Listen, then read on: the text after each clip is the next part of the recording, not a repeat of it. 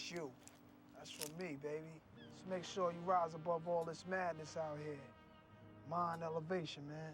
The director got crucified for his casting. Gwen Stefani was supposed to die on screen. They ran out of money before the first act was finished. One actor's face had to be blurred because he wouldn't shave his head. And the bonus? An NBA legend built movie theaters, then banned this movie from all of them. These are 12 weird facts you didn't know about Belly. Now let's go to the tunnel. Number 1. Nas helped with the story. Belly wasn't some studio pitch, it wasn't a Hollywood idea handed to rappers. The DNA of this movie came directly from Nas. While Hype Williams is the visual genius, the streets, the struggle, and that spiritual warfare at the end, that was Nas putting his reality on paper. He worked alongside Hype and his childhood friend Anthony Bowden to turn those ideas into a screenplay. But the foundation was pure Queensbridge. It wasn't just about violence. It was about the duality, the pull of the streets versus the pull of Africa and a higher purpose. Nas didn't just walk onto the set as an actor, he was the architect. He played Sincere, the character that reflected his own growth, reading books, questioning the game, and dreaming of an escape, while Tommy sank deeper. Most rappers in movies are just talent for hire. They show up, say their lines, and cash the check. But with Belly, Nas built the house. Then he moved into it. Number 2. DMX was unknown when he got cast. Here's the thing about DMX and Belly. When he was cast, he wasn't a superstar yet. Get At Me Dog wasn't on the radio. His debut album hadn't dropped. To the mainstream world, X was just a raspy voice from Yonkers. No platinum plaques, no arena tours. Hype Williams cast him anyway, and he almost lost his job over it. Hype said he got crucified by the studio because they wanted a proven name. They wanted Jay-Z. They wanted someone with hits who was safe for the box office. But Hype saw something in X that the suits couldn't. Raw, unpolished pain. It was Irv Gotti who bridged the gap. He told Hype that X didn't need a script because his real life was Tommy Bundy. The rage, the loyalty, the demons, it was all real. They weren't hiring an actor, they were hiring a man who was living the movie every single day. And when the camera started rolling, the world realized Hype was a genius. Number 3. Jay-Z was considered for the lead. This secret didn't come out until 20 years later. At ComplexCon 2018, Hype Williams revealed a shocking what if. If DMX hadn't worked out, the backup choice for Tommy Bundy was Jay-Z. Imagine that. Hove running through the tunnel in blacklight, Hove as the lead in a gritty street masterpiece. It would have been a completely different movie. When Nas heard this for the first time sitting next to Hype on stage, he was floored. He had no idea Jay was even in the conversation. Remember, this was 1997, before the beef, before the ether. Just two legends who almost co-starred in the most iconic hood film of all time. Jay-Z later cleared the air, admitting he hated acting at the time because he was too obsessed with looking cool. He felt he'd get in his own way, but Hype confirmed that the suits at the label were pressing for Jay. At that point, Jay-Z wasn't a billionaire mogul yet. Reasonable Doubt had just dropped the year before. He was just a hustler from Marcy trying to find his lane. In the end, Hype fought for the raw, unpolished pain of DMX. Jay stayed in the booth, X became a movie star, and the rest is history. Number 4. The opening scene ate most of the budget. Belly had a $3 million budget. That's nothing. Most music videos today cost more than that. Some commercials cost more than that. And Hype Williams blew through most of it in the first few days of shooting, all on one scene. The opening, the tunnel nightclub, black light everywhere, bodies moving in slow motion, ultraviolet glow on skin and teeth and jewelry, soul to souls back to life, pulsing through the chaos like a heartbeat. Then the heist, then the gunshots, then the bodies drop. 7 minutes of pure cinema. 7 minutes that changed everything. And it damn near bankrupted the production before they finished the first act. The Tunnel was a real club in Manhattan, legendary spot on the West Side, opened in 1986, shut down in 2001.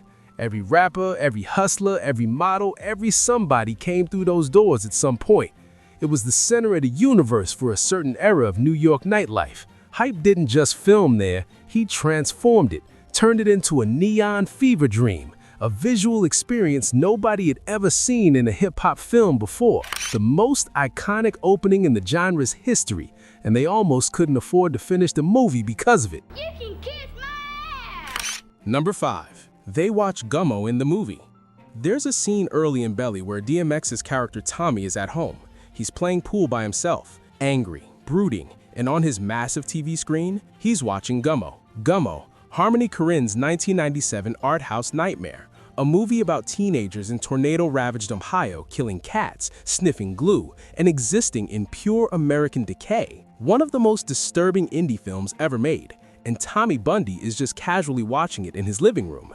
Nas walks in, looks at the screen, says what everyone in the audience is thinking. Shit is bugged out. It's a small moment, easy to miss, but it tells you everything about who Tommy is. This isn't a guy watching ESPN or music videos. He's watching chaos, destruction, something as dark as his own soul. Here's where it gets interesting. Years later, Harmony Korine made Spring Breakers, that 2013 film with Selena Gomez and James Franco.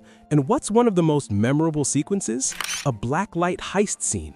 Neon colors, slow motion, ultraviolet madness. Sound familiar? Korine repaid the homage. Belly referenced Gummo. Spring Breakers referenced Belly. Cinema talking to cinema across 15 years. Number 6. Gwen Stefani was supposed to be in the movie.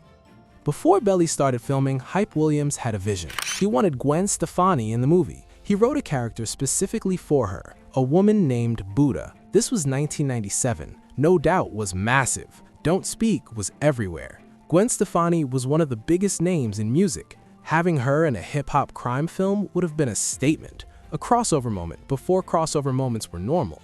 But it never happened. The cameo fell through. Why? The details are murky, but according to one report, her character was going to be beheaded. That's right, Hype Williams wrote a role for Gwen Stefani where she gets her head cut off. Maybe her team read the script and said absolutely not. Maybe scheduling didn't work out. Maybe she just didn't want to die on screen in a movie called Belly. Whatever the reason, Buddha never made it to the final cut.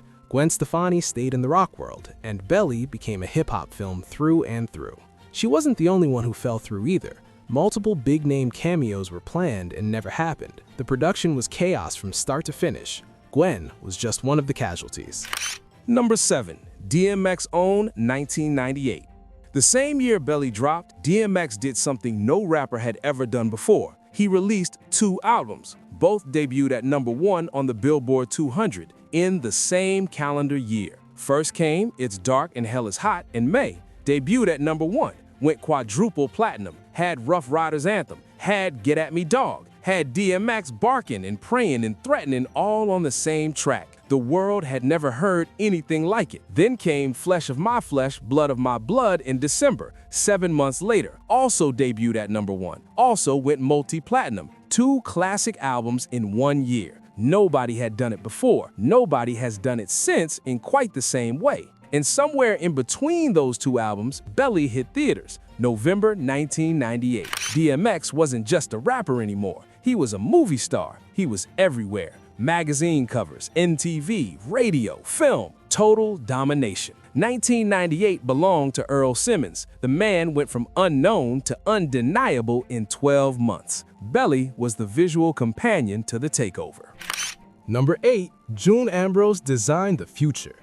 The fashion in Belly doesn't look like 1998. It looks like 2005, maybe 2010. That was intentional. June Ambrose was the costume designer. She'd already made her mark in music videos. She put Missy Elliott in the trash bag suit for The Rain. She created Diddy and May's shiny suits for Mo Money, Mo Problems. She understood that hip-hop fashion wasn't just clothes, it was prophecy. When Hype Williams hired her for Belly, he gave her one instruction. He wanted the film to forecast what hip-hop was going to look like in the millennium. Not what it looked like in 1997, what it would become. So June went to work. She flew to London and brought back Evisu jeans before anybody in America knew what they were. She used the Echo Rhino logo for the first time on screen. She blended high fashion with streetwear in ways that wouldn't become mainstream for another decade. DMX in all black, sleek, minimalist, dangerous. Nas in earth tones, thoughtful, grounded. Quiet luxury before quiet luxury had a name. Watch Belly today. The clothes still work. That's not an accident. June Ambrose didn't dress a movie. She dressed the future. Number 9.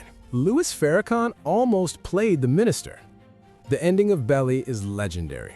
DMX's character Tommy walks into a church to assassinate a minister, but instead of pulling the trigger, he listens. The minister gives a speech about redemption, about the destruction of black communities, about choosing a different path. Tommy breaks down. the movie ends.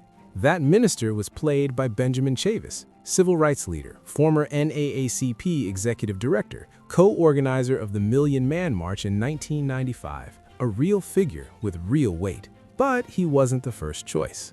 Louis Farrakhan was, the actual leader of the Nation of Islam. Hype Williams wanted him for the role, and according to reports, Farrakhan was possibly on board. The real Minister Farrakhan delivering that final monologue, looking DMX in the eyes and talking about salvation. But Farrakhan backed out. The reasons were never made public, so Benjamin Chavis stepped in, and he delivered. That final speech still gives people chills 26 years later. Number 10. Hype Williams never made another film. Here's the craziest fact about Belly. It's been over a quarter century, and Hype Williams has never directed another narrative movie. Not one.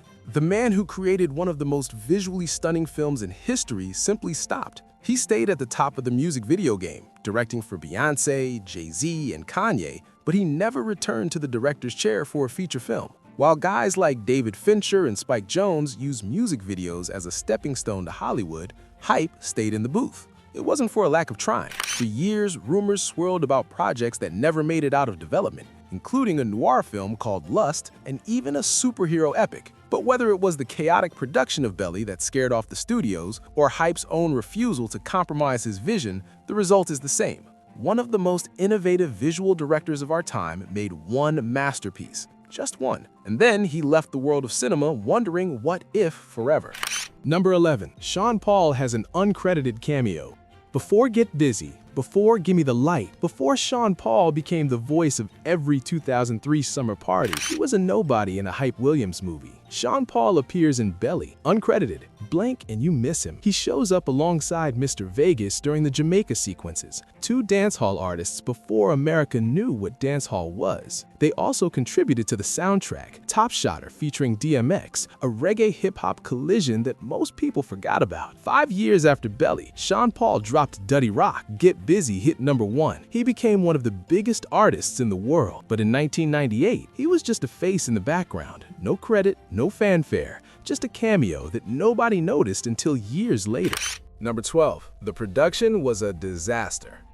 Belly almost didn't get finished. The whole production was chaos from day one. Hype Williams fought with studio executives constantly. He went over budget almost immediately. That opening scene at the tunnel, that's where most of the money went. And they still had an entire movie left to shoot. Script pages got thrown out when the money ran low. Entire scenes were cut before they could be filmed. The story had to be restructured on the fly. It gets weirder. They brought in an acting coach to help the rappers with their performances, but the acting coach ended up in the movie. He got a role, and when it came time to shoot his scenes, he refused to shave his head for the part, so they blurred his face. Watch Belly closely. There's a character who's literally blurred out because the acting coach wouldn't commit to the look. Multiple big-name cameos fell through. The production was held together with duct tape and prayers, and somehow, against all odds, they delivered a cult classic. Bonus: Magic Johnson banned the film.